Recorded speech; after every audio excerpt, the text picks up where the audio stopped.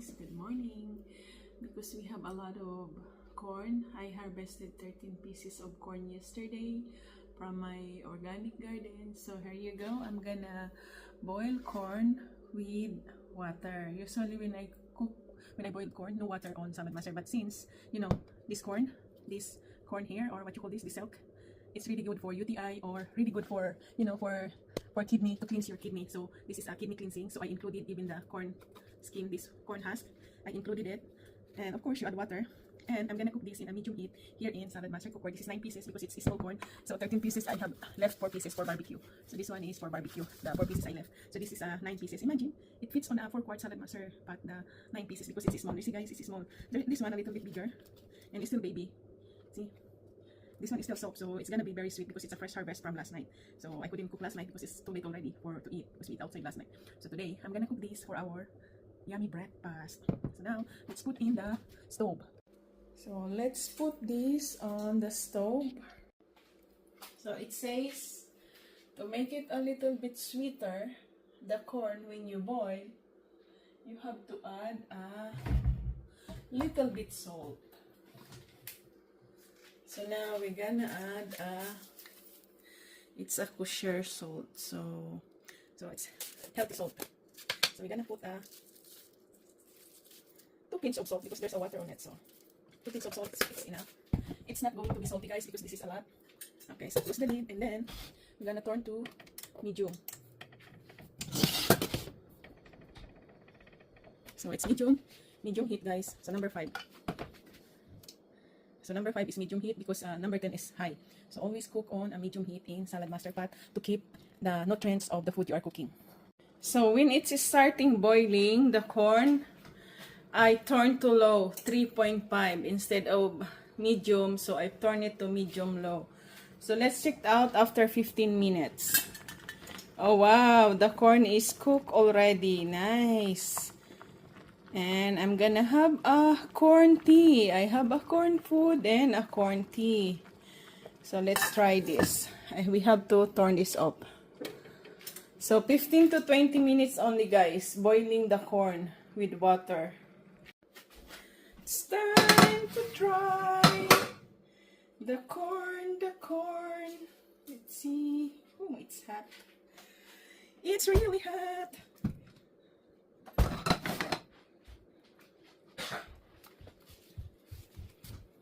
Making video.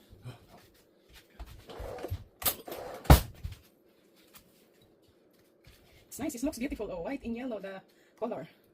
Sweet in lagkitan, sweet corn. And see, it's really beautiful, guys. Oh, wow. Oh, mainit. It's so hot.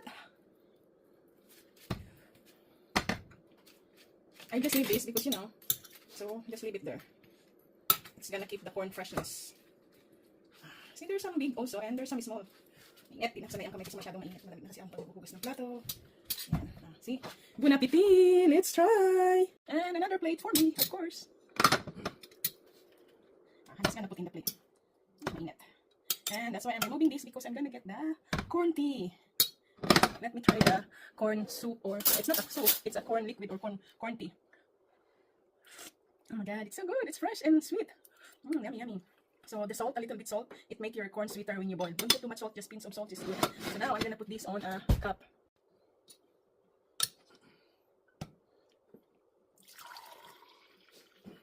And to make it nice, I can add cinnamon and black pepper for easy absorption of the nutrients. So guys, that's the secret. Add black pepper to the liquid you're drinking or smoothie to easily absorb the nutrients of the food that you are eating. Still hot, the corn. I couldn't just still hot, guys. So before I'm gonna eat my corn and the corn tea, I'm gonna drink first my fenugreek tea or meaty tea. So the seeds of fenugreek, I always drink empty stomach because that's the best way to maintain your blood sugar and everything in your body for the fenugreek tea or meaty. Yeah, it has to be drink when your stomach is empty. Don't drink it when your stomach is full.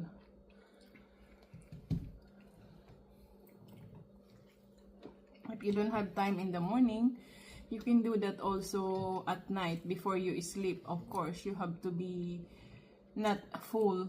It has to be always empty stomach when you drink the fenugreek tea. Now, I finished my fenugreek tea. It's done. It's the time to eat my corn. Oh my god, this is so good. It's like chewy. Lagkitan. In Tagalog, malagkit. It's like glutinous rice. When you eat it, it's... Oh my god, I like it. Sweet saka lagkita na corn.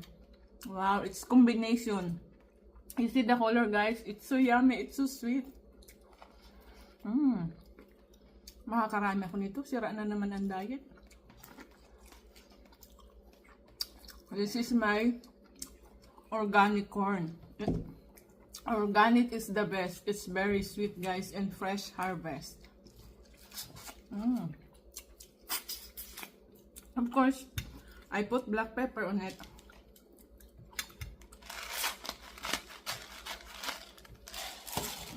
Black pepper.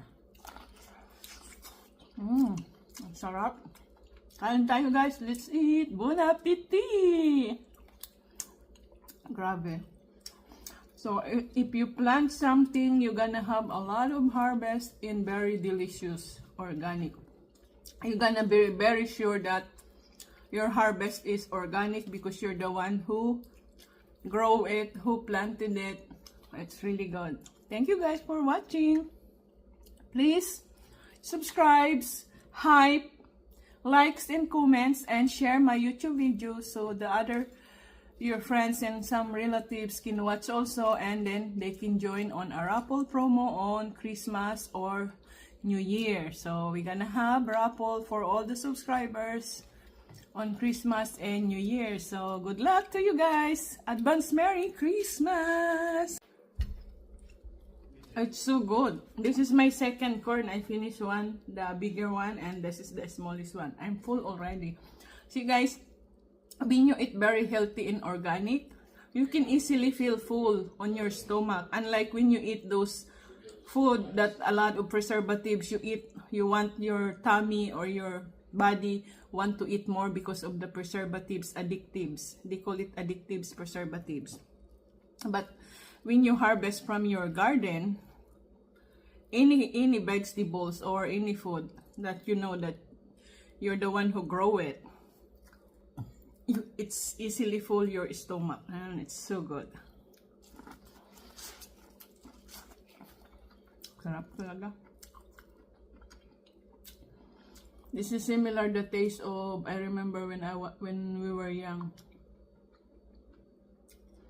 Our dad, our father, he always plants so many corn, different kinds. The corn for popcorn, all colors of corn, we have that in our farm.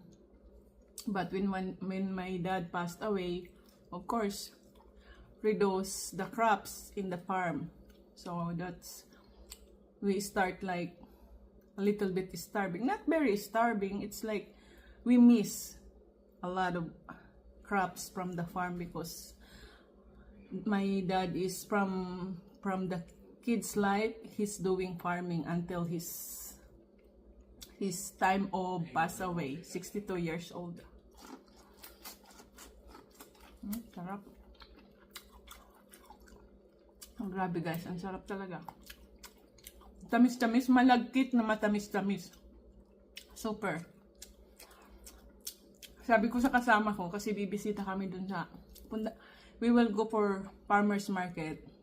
And I said, the 4 corn that I left, I didn't cook, we're gonna give it to the daughter, and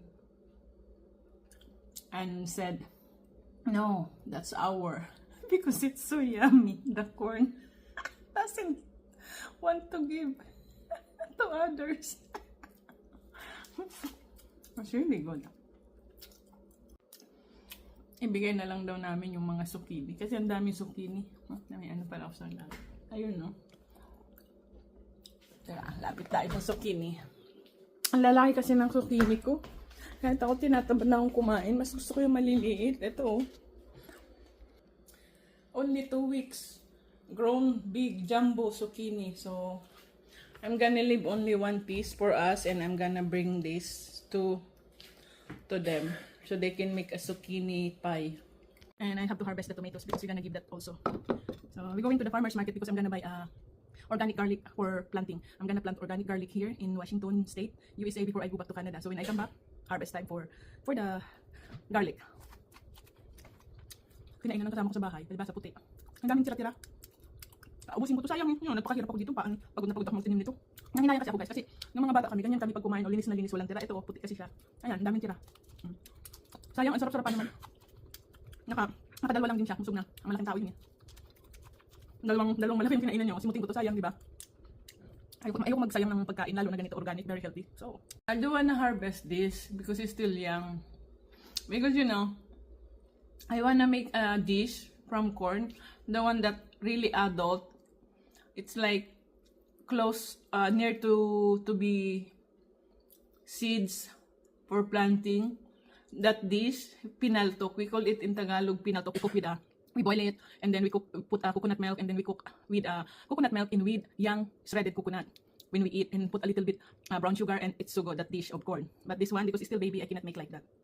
Because of deer, I cannot wait anymore. The deer keep coming back like yesterday 3 times on the corn area and the deer eat it already, the leaves of the corn. It's a good thing the corn fruit is still there. So I have to harvest last night. I have to hurry up to harvest because I was thinking the deer always come back at night time. So, you know, before the deer finish the corn, we have to eat it first. Now, I will finish the 2 corn. So, time to drink my corn tea. Sarap po. Ang bango. It smells so good. The aroma of cinnamon. Wow. Tumamis lalo. It's become sweeter when I put the cinnamon on the corn tea.